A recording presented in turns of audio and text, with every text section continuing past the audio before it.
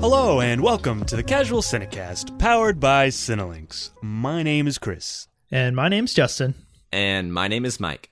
In today's episode, we'll be going over what's on our minds, followed by our review of the Criterion Collection spine number 304, The Man Who Fell to Earth, starring David Bowie and directed by Nicolas Roeg. And if you want to stay up to date with what we're watching next, help choose our next Criterion Collection film that we review, you can follow us on Facebook, Twitter, and Instagram at Casual Cinecast.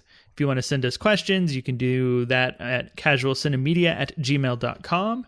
And as always, don't forget to go onto iTunes, give us a 5-star review, let us know what you think of the show, write something constructive ideally, and also subscribe to us on whatever, podcast app you use. Yeah, then tell a friend. Preferably one that likes movies.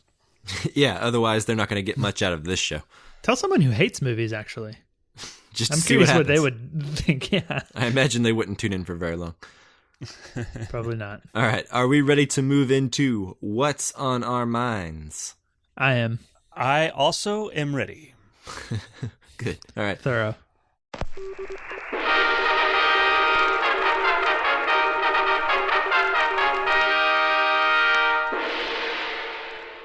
Okay, so Chris, what's on your mind? I have something that's been on my mind this last week with the Supreme Court nominee hearings happening and the allegations that were leveled against him. That's been on my mind. And then also a movie that we watched earlier this year called The Tale. And those both have really been on my mind lately. The Tale was on HBO, and it's a movie starring Laura Dern about how a grown woman comes to grips with the sexual assault that happened to her 30 years earlier. It was made from a different perspective other than my own. And that really got me thinking about the importance of cinema or art in general, and just how important it is to see things from different perspectives and what art can do to broaden your horizons and make your viewpoint bigger of the world, I think, is a good point, or is a good perspective. And ultimately, having watched The Tale, several months ago, it caused me to see the news this last week in a very different light. And real quick, just for people listening to this way in the future, or people who don't know what's going on, what specifically are you talking about with the news? Yeah, so this last week, there's a Supreme Court nominee who has allegations leveled against him about sexual assault. Kavanaugh, right? You're speaking about Kavanaugh. Yeah, Kavanaugh. Okay, just so you don't have to Google this, because right, Chris is trying to be mysterious. Ooh, I mean, I don't even necessarily want to talk about that specifically. It's just that I because of The Tale, I see that whole situation in a different light. Right, and what is that situation exactly that you're seeing in a different light? Just that Ford has leveled allegations of sexual assault towards Kavanaugh, and it's been 30 years. And in the movie, she is dealing with the same thing. I mean, not the exact same thing, but she is dealing with a sexual assault thing that happened to her 30 years ago. And she's coming to, just then, 30 years later, coming to terms with it. Well, yeah, that movie, it's really timely considering the national conversation we've been having over the past year. And regardless of your politics, I think anyone who knows what's going on in American news lately, it's all very depressing, and a lot of men behaving badly, and kind of us as a society trying to, I guess, reckon with that. And The Tale, I can totally see why you would think of that, right? Because that's almost the exact idea of The Tale, and the idea of why would a woman wait so long to come forward? Or why would a woman wait so long to get upset in the eyes of the public, right? Not necessarily that she wasn't upset that whole time, but the Tale tackles that subject matter. So if you've ever asked yourself, it's not realistic. Why would she wait till just now to come forward? Watch The Tale. I think it'll shed some light on just how we remember things. It's not going to be on my top 10 list this year or anything, but I really recommend watching it because I think it's really important, especially right now, in the moment. It's important to watch it. For empathy, if for no other reason. Right. Yeah, and I agree with you. That's the importance of, getting out there and reading more books or watching different movies and things that maybe are outside of your comfort zone in terms of subject matter, or even a foreign language, because there's a lot of people that don't really want to read subtitles or whatever, but just they give you an insight into, well, not really into, but outside of your bubble. Exactly. And the things that you know, and can allow you to understand other people's perspectives and other people's situations and attitudes and things that you might not otherwise. Like, you could live your whole life just in a little shell, and then something like what's happening with Ford and Kavanaugh, like Ford's actions and not doing anything for 30 years can seem like just totally weird and like unrealistic to you. But like, that's just because you haven't really, explored that situation or that mindset from like any other perspective other than your own. And that's what films can do. And Right. The Tale does that like almost spot on for this situation with Ford and Kavanaugh. Yeah, I think I agree completely with that. Yeah, it kind of reminds me what you were just saying, Justin.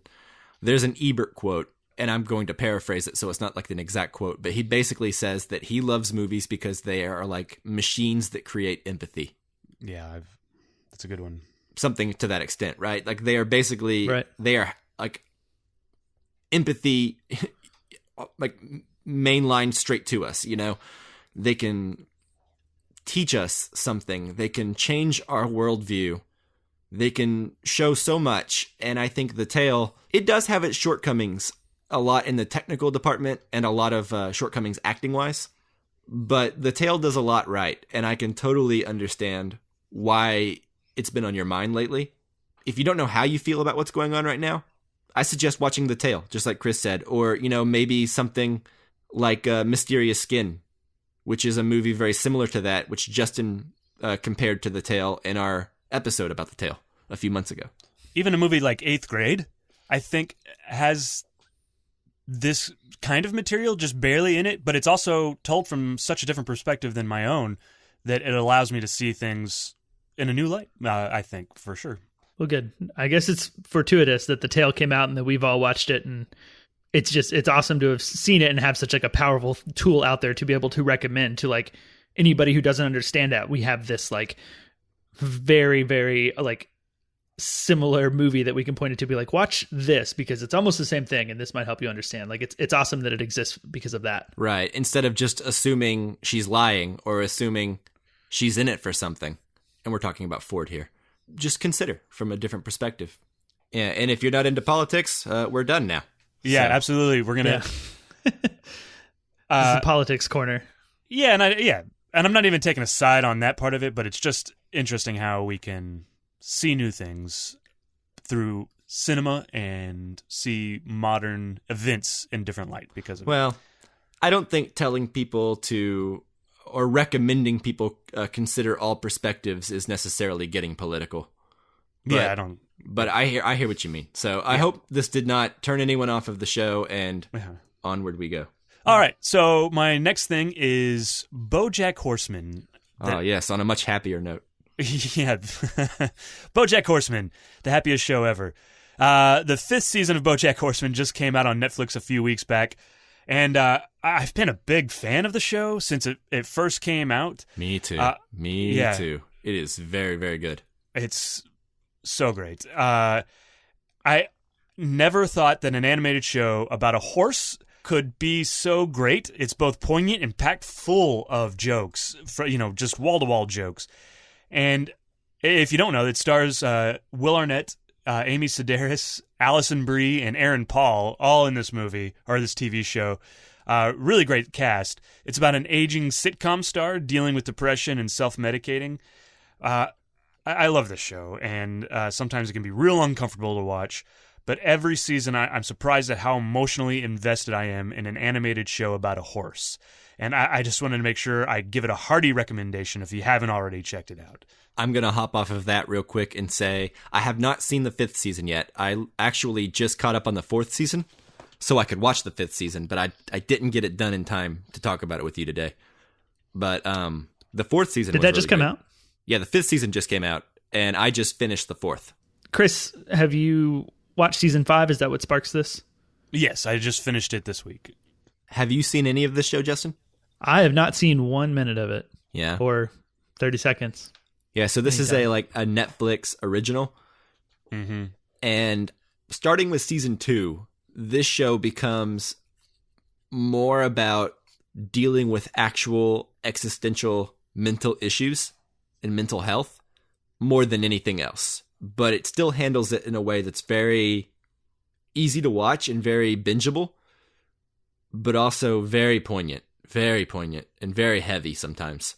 One of the reasons I'm just now finishing it came out a couple of weeks ago, is because I kind of had to gear myself up for it, because it can take an emotional toll on you, which is ridiculous because it's a cartoon about an animated sitcom star horse, Nah, man, it's not ridiculous. I remember when season 2 came out, I binged that whole thing and absolutely loved it.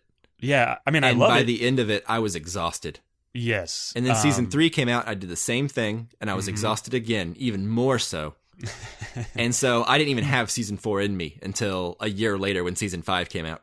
Yeah, and that's kind of how I felt about this. And it's a great show. It's just kind of sometimes hard to watch, and you're going to go through the ringer when you do watch it. But at the same time, it's hilarious. I think that it's hilarious. Well, and it also makes you think.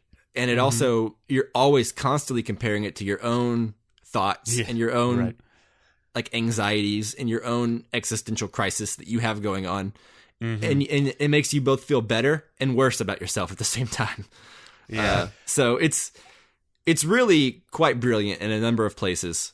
But I would say it doesn't get that way until about season 2. Yeah, I would agree. Or at least halfway through season 1. Yeah, that's probably true. It's been a while since I've watched it. I recommended the show to somebody, and they said I reminded them of Bojack Horseman, which I'm not sure. I was like, am I that depressed? Yeah, I was like, whoa. But yeah, anyways. Maybe you've just been watching too much of the show. Yeah. Just taking on his traits. I do have a horse head in my closet that I wear whenever I go out. So yeah. She was talking about physically, you look like Bojack Horseman. That explains so much. All right. Well, that is what's been on my mind. Some heavy stuff, I guess. But on to Justin, which is not as heavy. No, I'm down to take it a little bit lighter if you guys are. Let's do this. Let's do it. All right. So what's on my mind this week is a film that I mentioned a couple of episodes ago on our episode over The Predator. At the end of the episode, we did a question for each of us of like what action franchise or action film do we most want to see a sequel to? And my answer was Commando, which is a 1985 Arnold Schwarzenegger action film that's just kind of over the top. It's one I watched a ton as a kid. I probably haven't seen it since I was like before I was a teenager. And probably the last time I saw it was on VHS, I think. And so I brought it up on the show. Chris, to my knowledge, you had never seen it. And you messaged me probably a couple of days after the episode, after we recorded it. And you told me that the Alamo Drafthouse near me was playing Commando. What are the odds? Yeah. How lucky. And so since you'd never seen it, we decided to go together. So you went with me to go see this movie, right? I sure did. All right. And I almost feel like this conversation is a little bit more suited to you because I've seen this film. I don't know. This has got to be probably like my 15th time to see this movie. Well, and like I knew it by heart and all of this stuff. So I don't know. What did you think having never seen it before?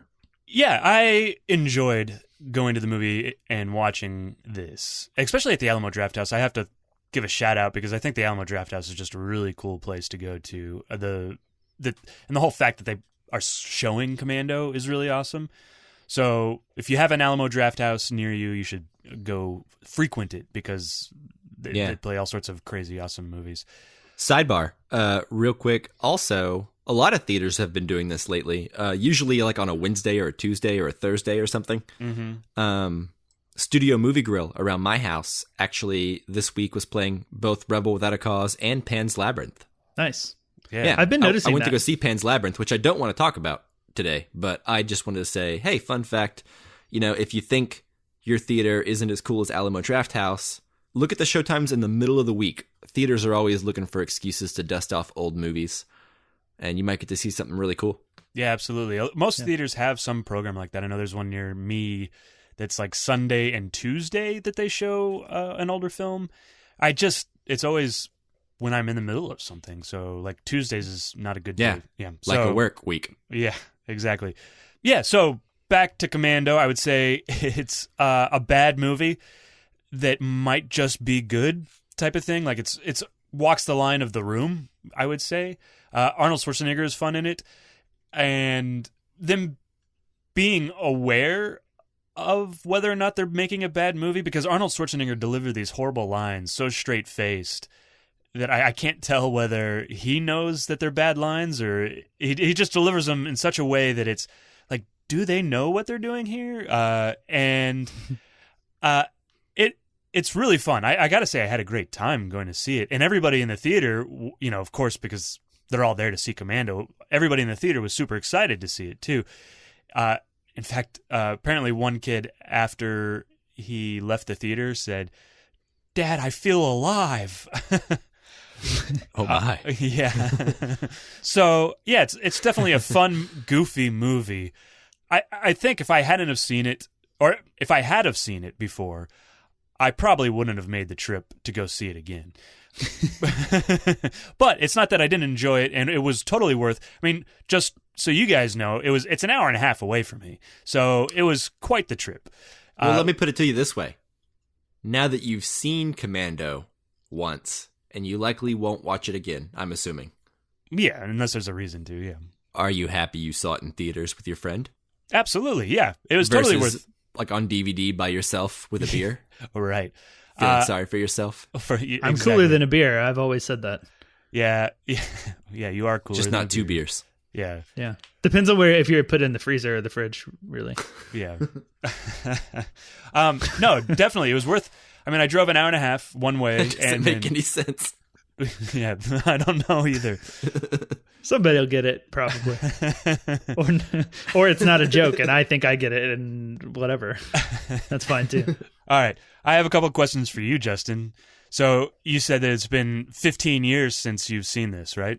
Probably. That's a guess. Like, I watched my dad's like recorded copy that just had like Commando written on the side of a VHS tape. Like, it wasn't even a real copy. Right. Sweet. So it's been a long time. So what was it like revisiting it? Was it what you expected? Was it worse? Was it better? Was there a lot of nostalgia involved? It's a lot of questions. I guess when I watched it as a kid, I probably didn't realize just how like silly it is, like, and how funny all this stuff was. Like, there's probably like a part of me as a kid that thought it was like at least kind of cool. Right. But you know, watching it now, I realize there's not much that's like genuinely cool about it. It's all genuinely over the top and kind of funny and silly. And I think the guy who like introduced the film said it best. He basically said that it's the most Schwarzenegger movie that's like the McBain character from Oh yeah, that's true. From The Simpsons, who is like supposed to be the Arnold Schwarzenegger, but he's kind of a silly version of Arnold Schwarzenegger. But actually Commando is like the exact same as that. Like, it keeps the Simpsons one from seeming so absurd because Commando is so absurd at times. Right. But that being said, like, I really enjoyed it this time. It was everything I remember. Like I said before, I know the movie by heart. I knew every scene in it. I remembered every scene. I remembered every, you know, major character death that happens into it and how they die and what cheesy line Arnold says afterwards. So I remembered it so well that I wasn't surprised by anything. Just maybe able to enjoy it more for what it is and not have like that. I guess it would have been like early 1990s when I was watching this, like live in that world when like Commando might actually be kind of trying to take it seriously. You know what I mean? Mm-hmm. Yeah. I only saw it when I was a little kid. And at the time I remember it being a very serious movie, except for the adults laughing at like the one-liners, like let off some steam or whatever. Yeah. But yeah, as a little kid, I didn't pick up on the fact that it was just so self-aware. I'm not sure that it is, though. That's the thing. Yeah, well, that's true. It may not be self-aware. I may just be giving it the benefit of the doubt. Yeah. I haven't seen it since I was like a very young boy. It's either the most like earnest attempt at like, or not earnest attempt, but like the best attempt at pretending to be earnest while you're self-aware, or completely not aware of itself at all. Yeah. Right. It's either very self-aware or the exact opposite. Yeah. Yeah. And that's but I really enjoyed it. That actually makes it interesting to me as well. You know, like I'd watch it again just to see like, where are they aware of what they're doing and where aren't they? You know, because it's real interesting to watch. Do you guys think that Alyssa Milano girl is going to amount to anything? Probably not. Yeah, her career's not going anywhere. Yeah. Did you say, unrelated, have either of you guys seen the SNL sketch they did already of the Kavanaugh-Ford trials? Yeah. With Matt Damon? Yeah, with Matt Damon. Yeah. Oh, they have the Alyssa Milano cutout? It's pretty good, but they have an Alyssa Milano cutout in it, which is how it kind of ties in. And that part made me laugh. Yeah. But anyways, we don't have to get into any of that again. So, yeah, that is all that I promised have on them my we'd mind this moved week. on, Justin. I know. This wasn't political. It was SNL. That's different, kind of. But yeah, so that's all I have on my mind. So, Mike, what's on your mind? Recently, we released an episode on Stanley Kubrick's 2001: A Space Odyssey. Mm-hmm. True. And that is a fact. You can check. Yeah. So anyway, during the course of that movie, I just got the bug to watch a lot of Stanley Kubrick. So, a couple of weeks ago, I watched Eyes Wide Shut for the second or third time, and I loved it way more than I did whenever I watched it when I was a young child, which is a common theme with me. Based on Chris's recommendation, I wanted to watch a Stanley Kubrick project that I had always written off and assumed was terrible. And that is AI, or artificial intelligence. And it was actually directed by Steven Spielberg because Kubrick passed away. Justin, have you seen this film at all? I have not, but I have the same feeling of I've been wanting to watch it. I've thought about watching it a couple times over the past couple weeks, and I haven't yet. But no, I have not seen it. Yeah, I wish you had because, okay, so this is the first time I've seen the film. I've always, like I said earlier, heard it's kind of like an infamous movie that was started by Kubrick and handed off to Spielberg, and I'd always heard it was commonly regarded as a failure. So I didn't really ever want to see it much until Chris mentioned it the other day, and then we saw 2001. And then my girlfriend had actually seen the movie a long time ago, and she wanted to watch it again. And she wanted to show me a movie that I hadn't seen for once, So I really liked this movie.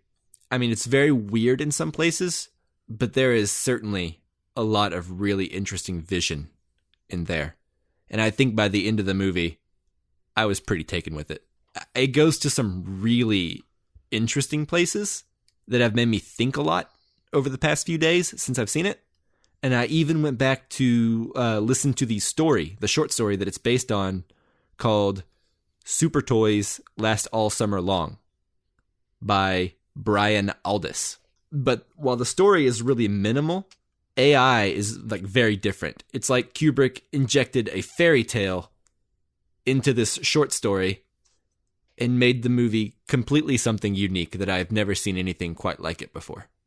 Haley Joel Osment from Sixth Sense was so good.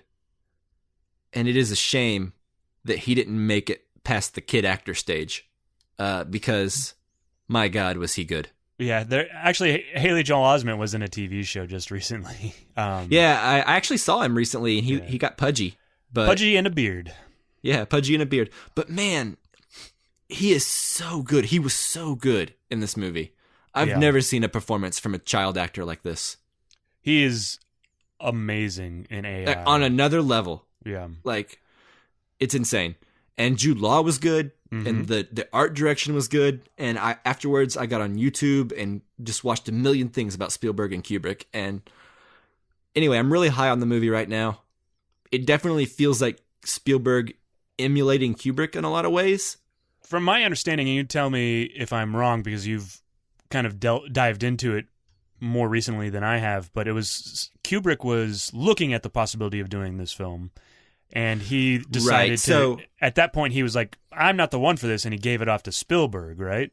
Yeah. So in the YouTube video I watched, it was a lot of Spielberg talking about it. And he was saying that he and Kubrick developed a friendship, and Kubrick had become convinced that Spielberg was the man to direct this movie. But he got so obsessed with it, he wanted Spielberg to move close to him and his family. Oh boy.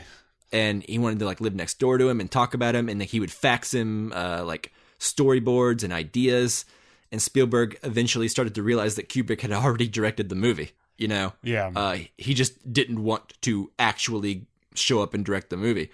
And so eventually Kubrick died, and Spielberg, apparently, according to him, had to call Tom Cruise and say, hey, you know that sci-fi movie Minority Report that we've been planning to do for a year and a half?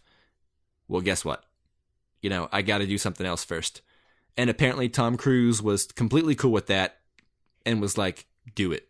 Go for it, Yeah, so Spielberg took over, and apparently the author of the short story, Super Toys Last All Summer Long, did not like the way that Kubrick had adapted it.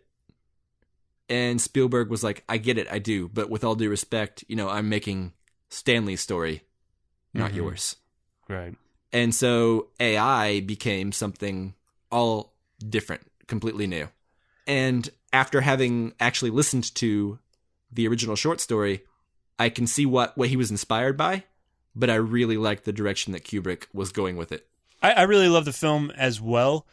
I've watched it several times, a long time ago when it first came out. But the one thing I do like, it's kind of this marriage, like this, because you kind of have this fairy tale Steven Spielberg thing that he's great at, and then you have the cynicism of Kubrick in there, and it's this really unique combination of the two, I think. So it's true, but I think the Spielberg influence is relatively minimal because Kubrick had such a strong story down. Okay. That by the end of it, it's pretty bleak. Yeah.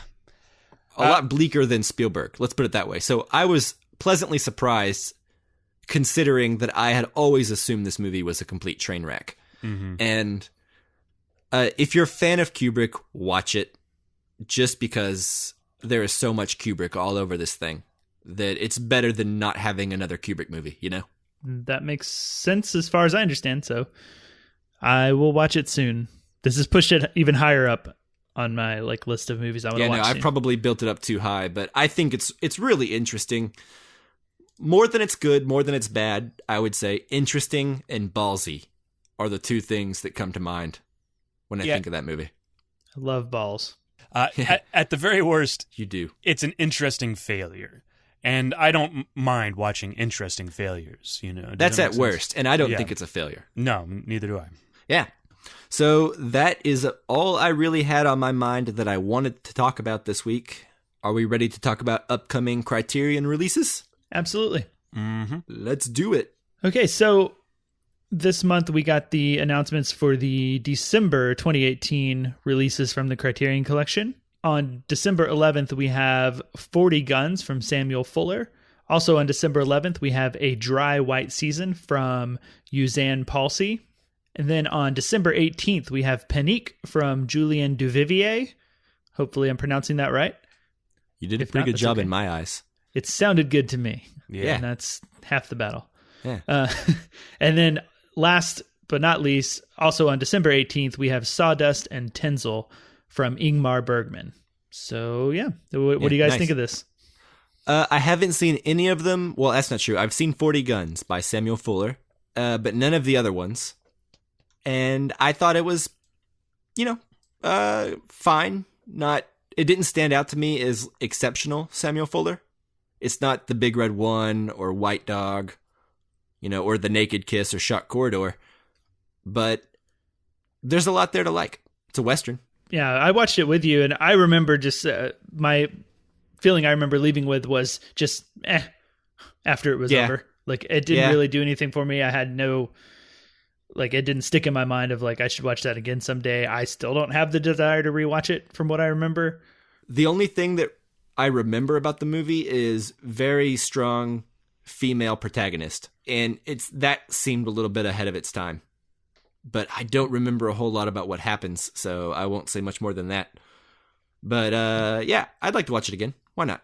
I mean, coming out on Criterion, it makes me wonder if there's maybe something I wasn't seeing about it or something that I missed, and that might be what you're saying, a historical context that's more interesting than the actual film itself. Like the female protagonist? Yeah. Which, with A Dry White Season, I haven't seen it, but I was reading about it, and Suzanne Palsy, the director, is actually the first female African-American to direct a major Hollywood studio film, which being A Dry White Season. So that one has a important historical context. Awesome. Have you guys heard of Panique at all? I have not. This Yeah. one is totally unheard of to me. I believe it's a noir type film from some of the stuff I've seen and read and glancing, so I'm definitely in for that. Yeah. Well, if anyone listening has actually seen Panique and recommends it or doesn't, let us know. Let us know if we need to move it to the top of our watch list. Yeah, I've seen Sawdust and Tinsel, but it's been a while. It's not one of my favorite Bergmans from what I remember, but one that I remember being good enough to definitely check out again. It's interesting that they're releasing it on its own when they're also releasing that big Bergman box set, which I believe has Sawdust and Tinsel in it as well. I would not be surprised if any Bergman movie that doesn't have an official standalone release gets those throughout the next year. It's a good way to double up on your money, I guess. Yeah, Get why people not? to buy the big box set plus their other releases, maybe. Well, some people Exactly. won't buy the box set, but I'd buy one DVD type thing. Yeah, like one at a time, whenever you're in the mood for it. Yeah. Fair enough. But yeah, that's it until 2019. We've seen all the 2018 Criterion movies, I guess. Wow. Cool. We'll get one of those crazy pictures that we can decipher. Oh, yeah. One of those crazy pictures where it gives a bunch of clues. Yeah, Yeah, and we can that won't be till the new year, though. Oh, that's Yeah. true. Yeah, which for no one who knows what we're talking about, every December going into January, Criterion releases a drawing full of a bunch of vague riddles and clues about what movies they are going to be announcing and releasing over the next year. Yeah, which is It's always pretty fun. Yeah, it's fun to decipher. It's fun to look online and read what other people think it's going to be and other people's guesses at the clues. It always makes me happy. It's like a pastime now. Yeah. For New Year's Day. Right. And it's a good way to realize how many movies you don't know about. Right. Or haven't Oh my seen God, because yes. people are speculating about some crazy stuff. Yeah, there's always like 75% of the movies on there I've never even heard of.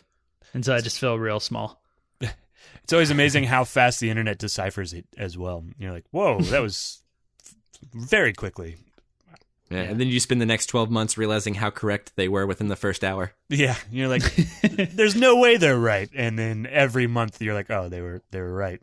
Mm-hmm. All right, so are we ready to move into our review of The Man Who Fell to Earth? Yes. Yes. All right, let's do this thing. For the bumper, I'm going to put just the countdown from Space Oddity. Do it. You should put a Bon Jovi song in there. Ground control to Major Tom. 7, 6. Commencing countdown, engines on. 3, 2. Check ignition and may God's love be with you.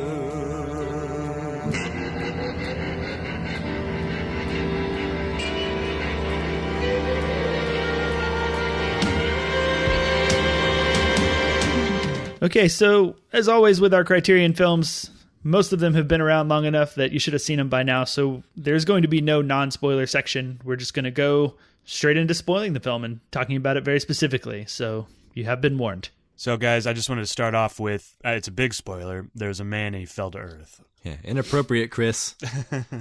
All right, The Man Who Fell to Earth, directed by Nicolas Roeg, starring David Bowie, Rip Torn, Candy Clark, and Buck Henry. And the IMDb synopsis says, an alien must pose as a human to save his dying planet, but a woman and greed of other men create complications. Fun fact about Buck Henry. Do you guys know who Buck Henry is? No. He was in this movie. Well, other than the character that he plays in this one, he is the writer of The Graduate. Oh, cool. Yeah, cool. Was he the, who was he in this movie? He's Farnsworth, the guy with the big, the glasses with the big eyes. That's what I thought. Okay. Oh, Yeah. cool. He seems like a fourth build. Yeah, for sure. right. And yeah, I learned that watching The Player because he's in that opening shot of Robert Altman's The Player as himself, and he's actually pitching to Timothy Robbins' The Graduate Part 2. Yeah. Which sadly actually got made, right? With Kevin Costner and Jennifer Aniston. I Like kind a of pseudo sequel.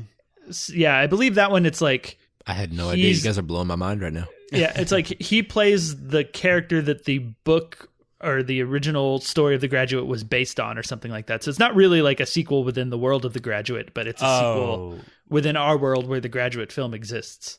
If that makes sense. Yeah, okay. I never saw it, but I believe it's been, I haven't seen it since it came out, and my girlfriend at the time made me watch it. But anyways, so The Man Who Fell to diverging. Earth. Yeah. All right, so this is my second go-around with this film. I first saw it probably about 12 years ago, and I think it was a blind buy, maybe. Like a Criterion Collection, just random purchase on a sale. I can't remember. I know I let a friend borrow the novel version that came with my Criterion release, and then I never saw it again, and I can't remember which friend that was. So if you're listening right now, please return Mike's novel. You son of a bitch. Tell your address real quick, just in case. So that wasn't a good idea. But anyways, at the time, the film it was a hard film for me to place and know just how I feel about it. There's a lot of stuff in this film that I really enjoy, and there's a lot of cool ideas sprinkled throughout. And I think the performances across the board are all very good. However, the film as a whole is very cryptic, and it's kind of this surreal experience, which is pretty par the course for a Nicolas Roeg film, at least based on what I've seen. I think David Bowie is very easy to watch, and I think his performance is very minimal, but it works here for this particular role. He has like a screen presence about him that, you just want to watch him. And of course, Rip Torn and Candy Clark are both quite good in this film as well. It's interesting to see Rip Torn as a slightly younger man, although he still looks old. I started thinking about that. I was like, man, like Rip Torn already looks old here in 1976. Like, yeah. Man, when was that guy born? Like, I started trying to do like the calculations in my head, and I think he's like, I haven't looked it up, but like made it like before World War II. He might have been alive during World War I, really. I don't know. But anyway, ultimately, I enjoyed talking about the film more than the process of watching it, I think. Like I said, there are a lot of things in this film that I quite like. That said, I've seen it twice now, and I'm probably good with that. It did start to feel very long near the end of this watch through. Yeah, that's what I'll say for now, and then I will see what you guys say about it. So I'll go next with the film because I have basically a similar story. I know we watched it around the same time. I also blind bought it as a Criterion. I still have my novel, by the way, which... Yeah, way to rub that in. You've made better life decisions than me. Yeah, if you want to read it, I'll send it over to you. And then I'll have a novel. You can read it, but then you probably wouldn't give it back to me since I rubbed it in your face that you don't have one. Who's to say? Yeah. Only one way to find out. So I watched it, probably about the same time you did. I guess that was, what did you say, like 12 years ago? I'll go with your math. That sounds good. Yeah, it does sound good, doesn't it? And yeah, it sounds great. I think this was probably my first Nicolas Roeg film at the time that I watched it. I don't think I had seen Walkabout or Bad Timing or any of his other films. I might have seen Walkabout, but I don't know. Yeah, I know for sure I didn't at the time that I had seen this. And so I guess I had no like bearing for what to expect from a Nicolas Roeg film, but watching it again now, this is my second time to have seen it. It's absolutely like meshes with Nicolas Roeg. So like I kind of had an idea of what to get coming in, having just, seen Walkabout for the podcast, several months ago, and having seen a few more of his films between my first viewing and this viewing.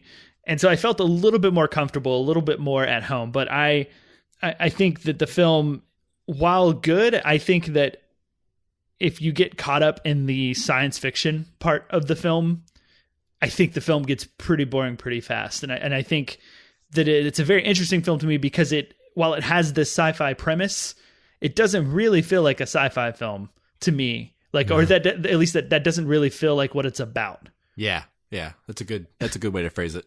So I find the film very interesting from that way because it's really more about Earth and more about the things going on and someone being on Earth rather than like spooky space alien stuff or like crazy technology or, anything we think about with traditional sci-fi, like making us question technology or whatever, the future of man, that sort of stuff. And I don't know, I find it interesting, but I do agree with you, Mike, that I think the film feels long by the end, because the film doesn't really have any interest in telling you like a lot of story and giving you a lot of plot to hold on to. Like it really is all about just different moments and moods, and particularly the moods of like a couple of the characters and like how they're feeling and what they're thinking, as opposed to a plot. So like, to me, the film's about 2 hours and 20 minutes. That last half hour or so, while it does like get a little more interesting, like, but at that point I'm so kind of worn on the movie's tone and mood and editing that it's a little difficult to get all the way through this film, like in one sitting for me. Yeah. It's like, even if you're into it, it's exhausting. So yeah, that's it for me. As far as what I generally thought. Chris, what do you think? Yeah, I'd wanted to see this movie for a really long time, and I was excited to see Bowie's So you're a first-time watcher. First-time watcher. That's absolutely true. I was definitely excited to see Bowie's performance, his first performance, and I was excited because we'd watched Nicolas Roeg's Walkabout earlier this year, and I enjoyed that one. I may have enjoyed talking about it afterwards more when we did the podcast on it, and made me appreciate Walkabout even further. And so that's kind of where I am here on this movie. I'm actually really excited to dive deep into it and talk about it, because I think that there's a lot to talk about here for sure. I actually think David Bowie is cast really well in this movie. He really nails being an alien. I'm not sure that he himself was actually from Earth. Yeah, I think he was. Probably so. But he's really good in this. And he has such an odd look to him that he fits being an alien, right? Is there any more perfect casting like in cinema history than David Bowie in this movie? Maybe Nicolas Cage and Mandy. Maybe so. But I was going to say maybe Andre the Giant and like The Princess Bride would be a close second. Yeah, I hear the guy who played Nosferatu looked just like that, though. So, whoa. Have you ever seen Shadow of the Vampire? Ooh. Yes. Yeah. Yeah, Willem Dafoe. As He was Nosferatu. Nosferatu. Or Count, what's his name? Count. Chocula? No, it was not Count Chocula. You know it's not Count Chocula. That was a silly question. Count Dooku? No, not Count Dooku. What was his name in Nosferatu? The Count. It's not Count Nosferatu. I honestly, I have no idea. Well, whatever. In Shadow of the Vampire, Willem Dafoe plays that guy as if he were a real person. It's good. But no, I agree. David Bowie is great casting. Nicolas Roeg's direction, I think, was a lot better in this than it was in Walkabout. But just like Walkabout, it's fairly elusive, just like you guys were saying. But it's not unenjoyable to me. I enjoyed it.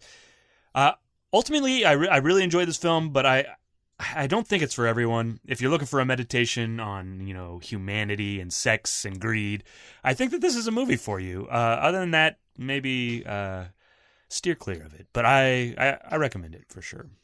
So, right off the bat, I wanted to say I watched a documentary about this film on Vimeo. And it's about an hour long, and it's quite good. And I will be sure and send it to you, Justin, so you can link it in the show notes. But a lot of the documentary is actually interviews with the cast and Nicolas Roeg about the making of the film and everything around the release of it. So it's actually really interesting. And in the documentary, David Bowie said what initially attracted him to the film was his familiarity with Walkabout and Nicolas Roeg. And then he also was attracted to the theme and the idea of isolation. Because even though it's science fiction, he's an alien from space, but he may as well be from England or somewhere else, right? He's just a foreigner in a foreign land. And he's isolated. He's different. He doesn't understand. And he's essentially taken advantage of while there. And that is a universal theme. It's not a science fiction theme, And I thought that was actually really interesting.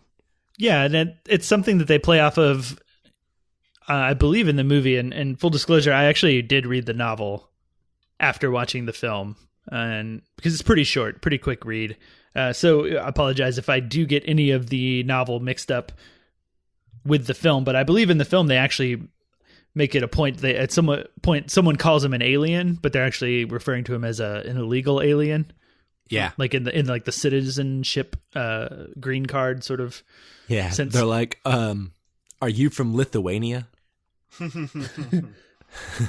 So they kind of call themselves out too, and that all makes sense to me because it kind of goes with what I was saying, that like it's a science fiction premise, but like the film's not really, to me, a science fiction film because, as you said, it could just be from anywhere.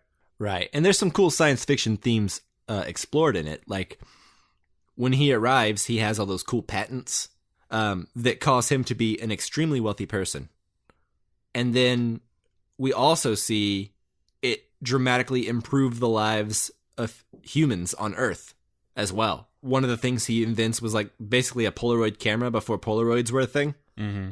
And then a few other inventions that we see humans actually use throughout the movie.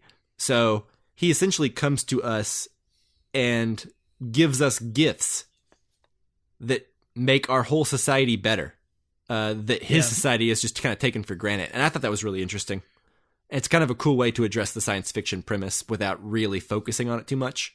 Right. And it is like, to my recollection, things that are not necessarily crucial to life or improving life in like a survival sense. It's all very things that make life, better, like Polaroids and television type stuff, like a more entertainment, making life more enjoyable perspective. Yeah, at least all the stuff we see based in the movie, right? And that makes sense because if his species had technology to make life better, actually, he wouldn't need to come here. Yeah, and it's something they're kind of vague about in the movie, is like his whole purpose. Like they kind of hint, that he comes here for like to like try to save his planet, but like as far as what his actual plan is. Oh right, like it seems like he wants to make a lot of money, but like. And then build a spaceship to go back, but like to what end? Like what is the plan to like how is this going to save his people? Right. So the first time I saw this movie, the plot is delivered in such a way that it's so not typical of a movie that important things seem to happen without much to do being made about them. Mm-hmm. Right? So like major plot points in this movie can happen and pass you by, or at least they did with me the first time I watched it. Yeah, you can blink and miss like a total like time transition. Yeah, because exactly. It happens so fast. Exactly. And it wasn't until the second time I saw this movie that it really started to hit home a lot of what is actually taking place.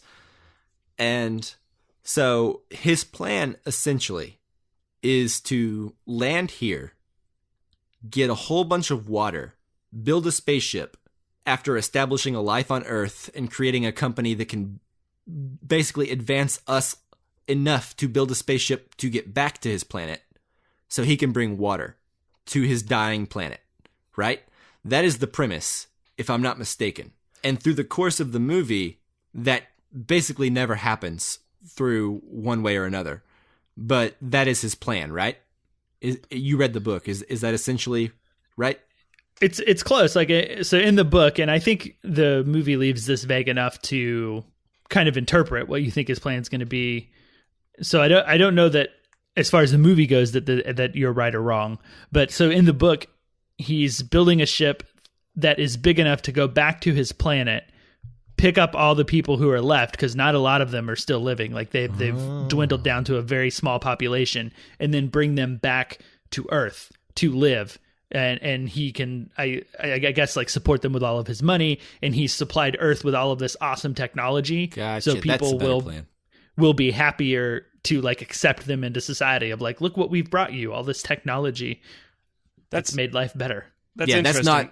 That's not in the movie at all. Yeah, it's not. Well, I didn't even pick up on the water thing. Is the water ever explicitly stated that that's what his plan is? It's not explicitly stated, but when he first arrives, he loves water. Right.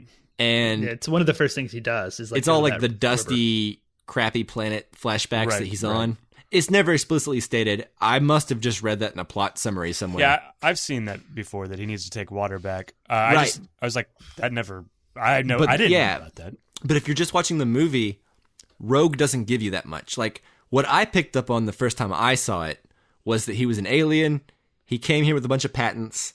He needed to do something for his planet. Right. But then through the course of the movie, ends up getting completely distracted and becomes more human than human. Yeah, that's everything I remembered the movie being on a first viewing. And all of that's still there pretty much on the second one. It's just you kind of are able to take in a little bit more of the plot. At least I was on the second time.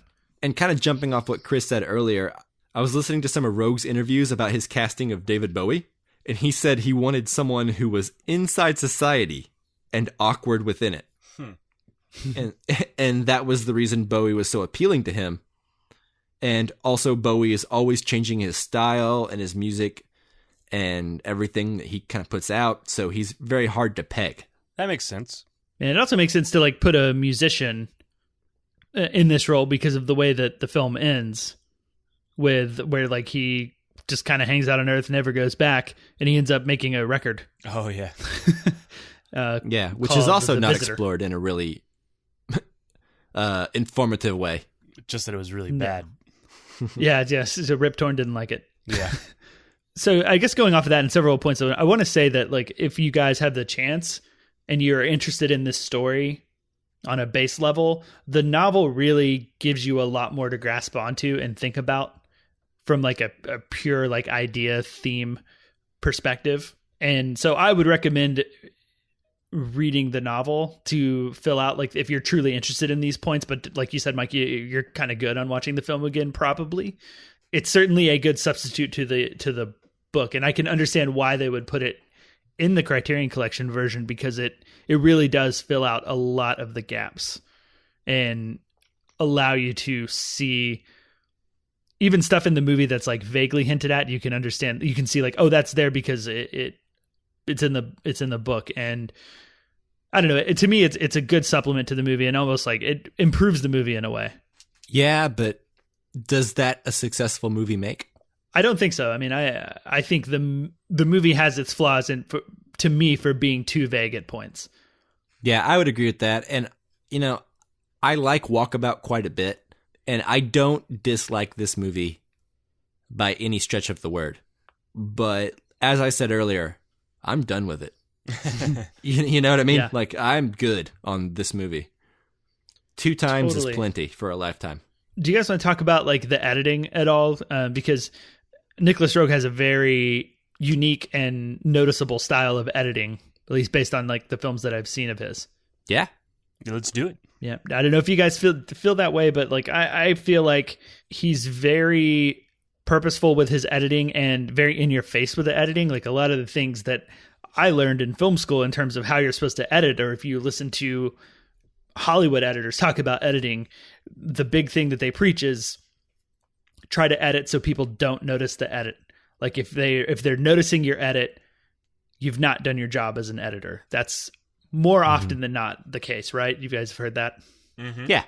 And I think Nicolas Roeg and his editor, which I don't have their name off the top of my head, but they don't seem to care. Like our Nicolas Roeg's director does not seem to care about that. Like to me, he's in your face with editing. He's like, he'll just like flash something on screen, and he's bringing the editing to the forefront in the movie a lot of the times.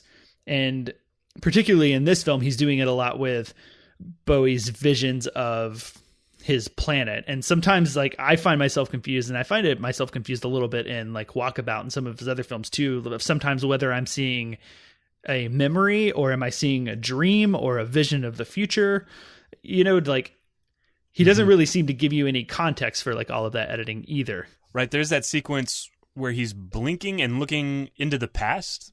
Oh, yeah, where they're driving down the road, and he looks at the limo and sees, like, those old settlers. And they're freaking out because they're seeing the car. Yeah, I love that whole segment of the movie. I don't understand it. Yeah. It's totally weird. But that was one of the things when I was watching it the second time, I was looking forward to that scene, because that was the one scene from the whole movie that I remembered more than any other scene. Yeah. Was like those early settlers looking at that car and being like, what are we looking at? Yeah, it was pretty great.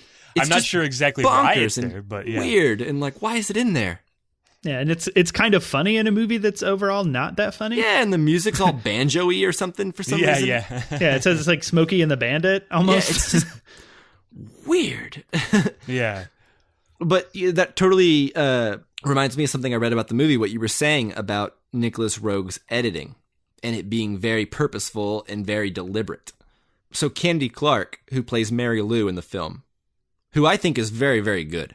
Yeah. Yes. She says, in the documentary that we will link to in the show notes, she says she saw the premiere in England, and a company called Cinema 5 owned the movie at the time. And the director's cut of this film is about 2 hours and 20 minutes. And they said it needed to be a 2-hour film. So they chopped it down to 2 hours.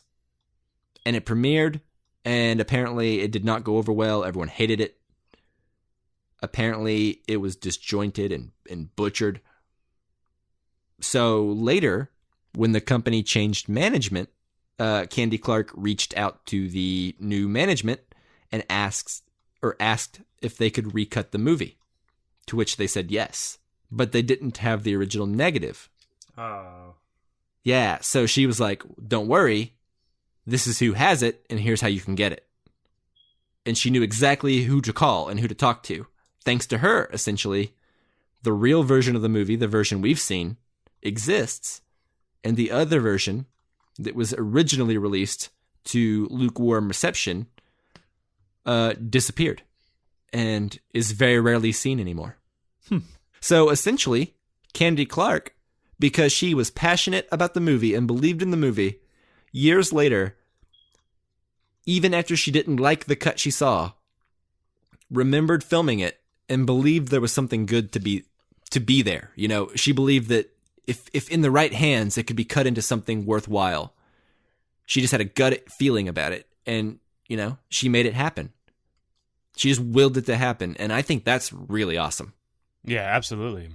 Like, regardless of what, and I kind of brought that up because, Justin, you mentioned the editing. He has very purposeful editing. So, Cinema 5, the company that owned it, you can totally understand where they're coming from and wanting to take this movie away from Nicolas Roeg and get it down to 2 hours and get it something they can make some money off of. Yeah. But that said, also, he is so purposeful and stylistic in his editing that if you neuter that, then is there even anything worthwhile in this film? I don't know. I mean, I know that his editing is very much a thing that I think of about a Nicolas Roeg film, and if I'm in the mood to watch a Nicolas Roeg film, it's because of that, partially, right? It's because of his style, his like weird flashes of scenes and memories, or, you know, dreams, like I said, and yeah, I think if you took that away, you would lose a major component of this film. Like it would be similar to taking away the score, really, right? Or like taking a character out of the film. Yeah, I would agree. I had something that I kind of wanted to ask you guys about real quick, and that is the sex in this is really interesting to me, and I think it kind of even carries over from Walkabout, because I think it's something that Nicolas Roeg is very interested in. And I almost thought that, like, some of the sex was almost animal-like or guttural or instinctual on a certain level. And I was wondering how you guys felt about that, and I definitely think that that's a carryover from Walkabout for sure. So I have two thoughts on that. The first being kind of tying in with Walkabout, that part of what is going on in this film is we are sort of in the psyche of this alien who's come to Earth. We're sort of seeing the world from his point of view in a lot of places. Right. And particularly the first scene where he's like walking through the town and you see that, like, that drunk guy who's like almost like catcalling him or like telling him to like come here. And there's like that big giant clown face, blow up bouncy castle thing. Right. Mm-hmm.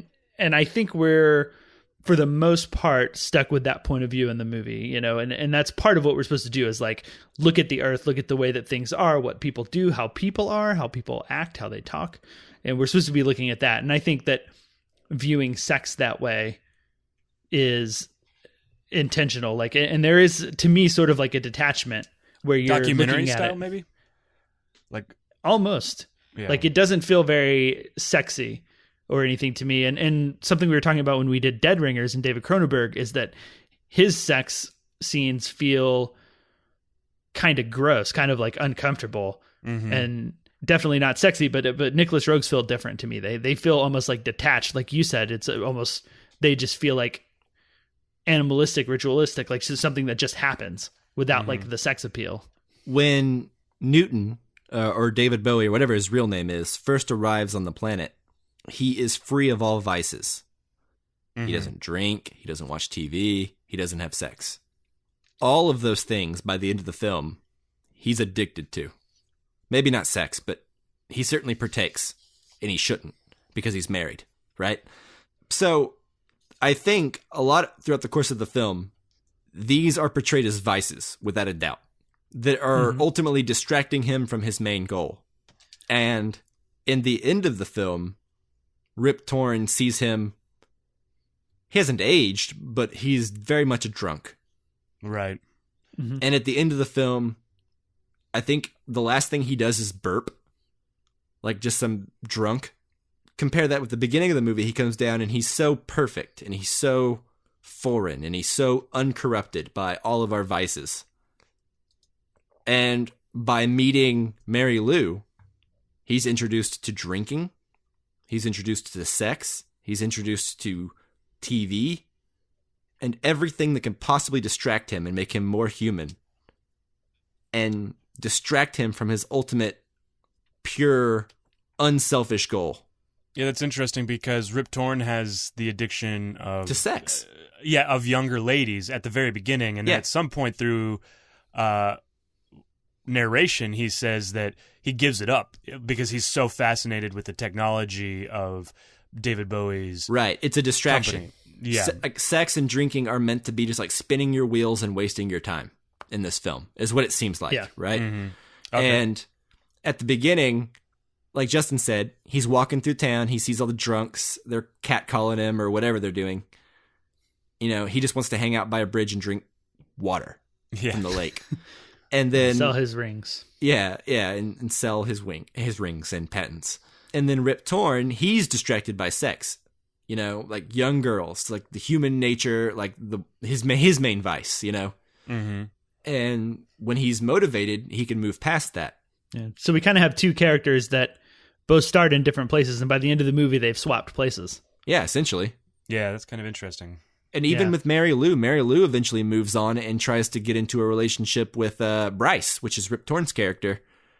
And she tries to move on, essentially, and doesn't want to just drink and have sex all day. And so even she outgrows him through the course of the movie. Yeah, so the second point, before we move off of the sex thing that I wanted to make, was that there is no sex in the novel. That is completely added by the screenwriter and Nicolas Roeg, I assume. So I think you're definitely right, Chris, when you said that Nicolas Roeg has an interest in sex in that sense, but not in a sexy way, not in a sex appeal, to make it not really either to like praise it or make it look awesome or condemn it either. Sex as in the human experience involves sex. You know, like you can't make a movie about humanity without involving sex. Right? Like it's why we're here. Right. Yeah. Like as much as we want to ignore it, you know, it's there and we should talk there's about no it. other purpose for us to exist other than to do that. Right. Yeah. And so in the novel, the same corruption happens, but it's purely alcohol based. Where like it focuses more on like his growing addiction to drinking and how he starts off just wanting water, and then eventually he tries some gin and then wine and kind of goes deeper and deeper because of that. And I was watching part of the special features that are on the DVD, which has a lengthy interview with the screenwriter, Paul Meyersberg, and he says that to his understanding, the novel was written by Walter Tevis was kind of autobiographical in the sense that Walter Tevis was an alcoholic for a while. And so part of the big purpose of the novel for him writing it was like to give this metaphor with a science fiction setting for like his alcoholism and how it like corrupted him. Interesting. I honestly think, and I don't know how the novel portrays, but I do like the idea of adding sex in there as another vice, and it makes the theme of falling to earth, I think, stronger than just one vice that he like. I think all of humanity's big vices are what he has to tackle throughout the course of the movie, so I think it's a stronger theme to explore the sex also. Yeah, it is. I like it being in there. I kind of was waiting for it in the novel, and the novel in some ways seems like a little tamer and just a little bit less deep because of that. So I agree. It's amazing what they got away with back then too. Like, I don't think you can make that movie today without it being like an NC-17 rating for sure. Yeah, probably not. It's pretty freaking unique and crazy even by today's standards, for sure. Yeah. One of the other last things I want to talk about is the reference to the Icarus painting. What is it? The Fall of Icarus, which there's a scene where I believe it's Rip Torn is like looking at a book, and it has the painting of the Fall of Icarus. Do you guys pay attention to that? I didn't notice it, but I see the metaphor. Yeah, I noticed it, but yeah, proceed. Yeah, so this painting, and it's funny that we watched this film this week because I also saw an article in regards to the Brett Kavanaugh Ford thing, to bring that up for a third time, talking about the Icarus painting and dissecting it. So when it was in the movie, I was like, oh, hey, there's that painting again. So then maybe that's why it like stuck out in my brain. And I think it talks about it in the novel too, but it said that the painting is called like the Fall of Icarus. But if you look at the painting, it's a lot of people just going about their day. Like there's like a farmer farming and people carrying stuff.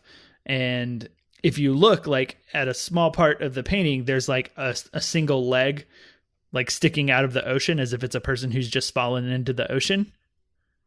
But if you don't watch for it or like look for that specifically, look really hard, you're not going to notice it because it's just like a tiny leg in the grand scheme of this big painting. And what I think is interesting about that, and maybe the reason they put it in there ties in with, do you guys remember in the beginning of the film when maybe like the first few shots, David Bowie's walking and there's a guy who is watching him on the cliff, like a man in a suit. Mm-hmm. And that guy, which I didn't realize this until watching some of the special features, but that guy comes back later and is staring over David Bowie, watching him whenever he's imprisoned. But he's like older looking and has a beard, but he's still like in a suit and he's just kind of watching him.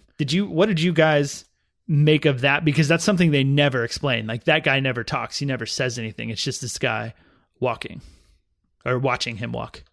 I don't know. It's hard to tell in this film with such sporadic editing, but I probably at the time racked it up to his paranoia. David Bowie's paranoia? Yeah. Newton, that he can't be found out? Yeah, Newton's paranoia and fear of just being an outsider in the strange land. At least the first time. Yeah. I don't know. But tying it in with the painting, what I started to think about was that like, because that painting gets such a prominent shot in the movie, I almost wonder if that guy is like the painter. He's like the one person who noticed the fall, right? Yeah, maybe he's the person telling this story to us. Yeah, That's pretty much that. Which I don't know. I think it's a super weird touch to just put that guy in there, never explain him, have him come back at the end, also never explain who he is, what he's doing there. I didn't even remember him. And wouldn't have even thought to talk about him had you not brought him up. Yeah, I remember him at the beginning now that you mention it. I don't remember him at the second part. Is it the government? Did the government always know that he was here? I don't know. It's probably, it's a vague thing and it could be whatever you want it to be. Yeah, so it's one of many vague things in this movie that I find interesting. Yeah, that is really interesting. Almost worth it to do a little bit more research on it and find out. Yeah. So do you guys think there's any religious comparisons to be made? Like he comes here, tries to give us the secret to improving our lives in many ways through these patents, and then humans doing as humans do ultimately end up betraying him, corrupting him, betraying him, the obvious betrayal of Rip Torn's character and the humans. I mean, I would agree I would argue that he betrayed his people too a bit, but we also betrayed him. And by all intents and purposes, he could have been our savior. He certainly would have been his family's savior. Well, he would have been his people's savior, but the technology he gave us ultimately did end up making our lives better here. And we repay him by imprisoning him and doing experiments on him. I mean, I guess there are places where it lines up pretty well and places where maybe it isn't, quite so neat and tidy. And I think maybe, if I understand you correctly, you're saying like kind of like the patents would be the equivalent of like Jesus's parables and teachings of like how to be a good person. Yeah, Right? I mean, And, like, in a very maybe miracles. loose way. Like, not, And then yeah. and Rip Torn would be like Judas. Right, so like even if like the inception of this technology only immediately resulted in Polaroid cameras existing, down the road, it is implied that he was able to build a spaceship that could conceivably get back to his planet before he was super betrayed. So he did improve our technology and our lives here, even though the film isn't too concerned with that. Yeah, So I was just thinking about it. It just seemed like maybe like a religious comparison might have been there, but maybe not. Yeah, I think it's there for sure. And if it is there, I think it's there in an interesting way that's not quite so on the nose. Right. Yeah, even As the it could have title been. strikes me as somewhat religious in a way. Yeah, it does. I would agree with that. Especially since it has to do with morality and vice and sin. Even though it's not really called sin in this. But I think we all kind of agree it's about vice, right? Yeah. Yeah, that's all I've got, guys. Yeah, that wraps it up for me, too. I think, unless you guys want to talk about Rip Torn's penis. Only if we could talk about David Bowie's. I guess, yeah, why not? I don't know. I forgot that you get to see Rip Torn's penis in this movie. Until I was watching it, and I said, oh, there it is. That was part of the thing that shocked me, you know, like, it wasn't that I saw it Rip Torn's penis, but that, like, the girl's just, like, touching it and talking into it or whatever, you know, like, that was surprising to me, you know, like, in this movie. Like 3 girls. Yeah. Yeah. And they're all pleasantly surprised he doesn't look like their father. Yeah. That's the worst bedroom talk, pillow talk ever. Yeah, and he's all cool with it. He's like, oh, good. I'm glad. Yeah. Man, there's so many things in this movie that are just like these interesting nuggets of things that like make me want to see more. There's like nuggets that would make like 10 different interesting movies if they went down that path. Yeah, I was about to say, it's like Nicolas Roeg has so many ideas and he doesn't know how to organize them. So he only made a few movies, but like in each one of them, he just jammed it full of like 8 other movie ideas. Like he could have had a career like Bergman and just explored one idea at a time for like 3 decades. But it seems like he just wanted everything out there into the 70s, like every idea in his head. Yeah, you got to get him out there before your time's up. Yeah, I mean, and a lot of those ideas are successful and make the movies better. Like I said, I think one of my favorite parts of this whole movie, and something I've never forgotten, is those early American settlers seeing David Bowie's limo driving down the road and him seeing them. And I don't know why, but that is just completely magical, totally unique, and I've never forgotten it. Yeah, did he change the timeline? Who knows? But then there's also weird orgies and non-linear editing and weird lights flashing and people sucking on a gun. And it's just, you know, some of it's just bizarre to me. Yeah. And it could be a commentary on, you know, violence and sex and how we, you know, don't necessarily separate them in a healthy way. Or, you know, it could mean nothing at all. I have no idea. Are you talking about primarily about the scene at the end where he's imprisoned and Candy Clark's character comes to visit him and they're like shooting a gun at each other while naked? Yeah, they're shooting blanks around at each other and then they're sucking on the gun. And then they have like a lot of crazy sex. And then at the end of it, she's like, I don't love you anymore. And he's like, yeah, I don't love you either. And I wonder how much of that comes from like television. Because one thing we haven't talked about is David Bowie is always watching television constantly. And this is one of those things I can't remember if it's in the book or the movie, but he talks about everything they know about Earth on his planet comes from having watched TV. That was in the movie, one of the few details. Yeah, he talked to Rip Torn about that after he confronts him because he knew Rip Torn took pictures of him with the X-ray camera. So I don't know. I'm just wondering if that's like some weird thing that he picked up on watching so much like TV with like violence and sex. Well, I don't know. I think there's definitely a commentary on sex and violence being combined together. I don't know exactly what it is, but the second time while watching it, it super disturbed me. That scene put me in a weird place while I was watching it. I was kind of glad when it was over. Yeah, just like me kind of nervous, but then kind of weirded out. Yeah, it's just weird. Gun and sex, like even they're shooting blanks and they're making it very clear they're shooting blanks. It still feels weird and uncomfortable. Just that imagery. Yep. Yeah. So anyway, I definitely think there's something there, and he definitely wanted to say something about sex and violence for sure. All right. Well, does anybody got anything else? Any final thoughts? Anybody like the movie more now that we've talked about it, or did you just like talking about it? No, I definitely like it more after talking about it. There are things that you don't really connect the dots to whenever you just watch a movie on your own, but whenever you have to talk about it and not sound like an idiot, you're kind of forced to like connect dots that you maybe otherwise might not have. I think we could talk about this for like almost another hour, but there's a lot to unpack here, and for that, the experience of watching it may be not as good as the experience of talking about it afterwards, is what I would say.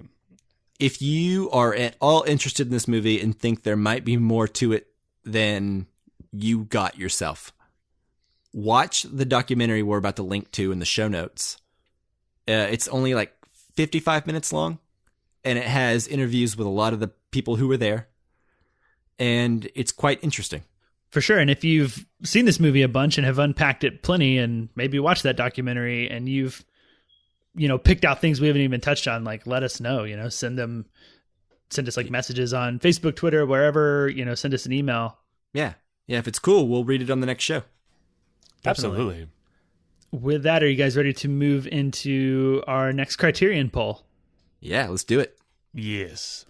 All right. So this month, since it's October, we are choosing the theme of Halloween. There is a new reboot of Halloween in theaters this month.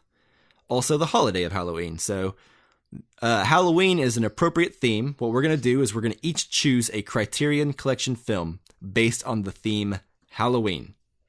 We're going to put our picks on a poll on Twitter. And throughout the next week, if you're listening to this, go vote for whichever one of our picks is your favorite. And that will be our next Casually Criterion episode next month. Yeah, that's exciting. I can't wait to hear you guys' picks. Yeah. So, with that, Justin. Oh my gosh. You can go to me first? Yeah. You want me to? I'm going to change it to Chris real quick? That's fine. Okay. That's fine. So, Justin, based on the theme Halloween, what Criterion Collection film do you have for us? So, I'm kind of not going specifically off of the holiday Halloween or the movie Halloween, other than the sense that it's a time to watch like a scary movie or a horror movie. And there's quite a few of the quote horror films in the Criterion Collection that I haven't seen. Like I've seen a couple. I've seen like The Blob and House and that sort of thing. But there's a bunch that I've always wanted to watch, and I've just not had like the motivation or the thing forcing me to go watch them. So I wanted to pick one that I've always wanted to see and haven't seen, and that is The Phantom Carriage by Victor Sjöström. Nice. Silent film. Yeah, and it would also be our first silent film to cover on the podcast, which would be pretty cool. So this movie, it looks, I don't really know the plot synopsis. I'm just looking at the Criterion site here, and it says the last person to die on New Year's Eve before the clock strikes 12 is doomed to take the reins of death's chariot and work tirelessly collecting fresh souls for the next year. Oh. So, I don't know. Cool That plot. sounds like a pretty rad Yeah, I'm excited. movie. So, yeah, it's from 1920 from Sweden. So, yeah, that's my choice. Have either of you guys seen it? No. Nope. The Phantom Carriage, though, I've always wanted to. I'm excited. I like the cover. Yeah, Yeah. me too. So yeah, that's my choice. You can choose one that none of us have seen. Awesome. So I'll go next. Okay. The film I chose for Halloween is based on, I'll just tie it to either the holiday or the film. It doesn't really matter because what's so infamous about this film is The Mask. And the film I'm talking about is Onibaba from 1964, directed by Kaneto Shindo. And this is about two women who kill samurai and sell their belongings for a living during a big war that's going on throughout Japan. And while one of them is having an affair with a neighbor, the other woman meets a mysterious samurai wearing a bizarre mask. And things get eerie from there. But it's very bizarre. The mask in it is actually very famous and was the inspiration for what Linda Blair's face looked like in The Exorcist. Oh. Yeah. So if you like The Exorcist, if you know how creepy that movie is, or if you think that movie's creepy, Oni Baba definitely had a major influence on the aesthetic of that film for sure. Interesting. Yeah, Japanese film, black and white, super good. All right. So my pick for a Halloween-based movie is a 1958 movie starring Steve McQueen about a giant blob that eats things. It's called an alien life form consumes everything in its path as it grows and grows. What's the movie called? The Blob. Oh. The Blob. Or do you sound disappointed? Are you disappointed? No, I knew what it was called. Oh, okay. Yeah. I'm excited about it. I have never seen it. I like Steve McQueen a lot. I'm sure it's going to be goofy, not very scary at all, but just goofy fun, and I'm excited about it. Yeah, I have not seen that movie in quite a while. That's early Steve McQueen. Early. Yeah, very early. I don't know if it's his first or not, but... No, I don't think it's his first, but it's pretty close. It's real close to the first. Yeah, I was looking through it last night when I had picked this movie, and it was not his first movie. He'd done a ton of TV work before this, but like there's like one. Yeah, he was in movie Wanted, Dead this. or Alive. Yeah, and he also, I don't know if it was before this or after this, but there was another movie he was in with Frank Sinatra called Never So Few. Oh yeah, cool. Yeah, but well, I'm The excited Blob. about seeing The Blob again. I've seen it before. I think I watched it in a film history class. That's assuming Chris is going to win, though. Yeah. Let's just assume, I would be excited if it gets chosen. Although, got to be honest, most excited about Phantom Carriage. So, vote for me if you're listening. Yeah. No, Oni Baba. That's the one to go with. Samurai. All right. I actually think I saw a play version of Oni Baba a long time ago. What? Then you should want to see this even more. Chris, change your pick to Oni Baba. So then Okay, it's an Oni Bobby. Arna Bobby? Ricky Bobby. Ricky Bobby. Talladega Nights. All right, so we got Phantom Carriage, Oni Baba, and Talladega Nights. Is that the choices here? Exactly. There's nothing more scary than NASCAR. Yeah. All right. I think that does it for today's show. Yeah, I think so. but really, it's not Talladega Nights, so don't walk away thinking we recommended that to you. That's true. Go to Twitter and see what it really is if you haven't followed along. And it's just all been very confusing. Or look at the show notes. Also a good choice. Okay, so thank you guys for listening. And as always, thanks Jake Wagner Russell for doing our intro and outro music. You can hear his music at soundcloud.com/bopscotch. All right, join us next week. We will be doing a review for Bradley Cooper's A Star is Born. And this will be the debut in movies of Lady Gaga.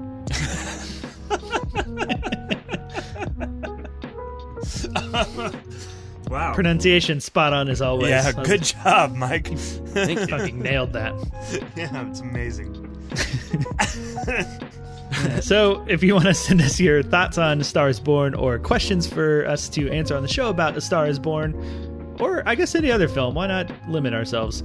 You can send those to Facebook, Twitter, and Instagram at Casual Cinecast or email at casualcinemedia@gmail.com. All right, guys. Thanks so much for listening. We really appreciate it. Make sure you tell a friend about the show, and we'll see you next time. Bye-bye. See you later.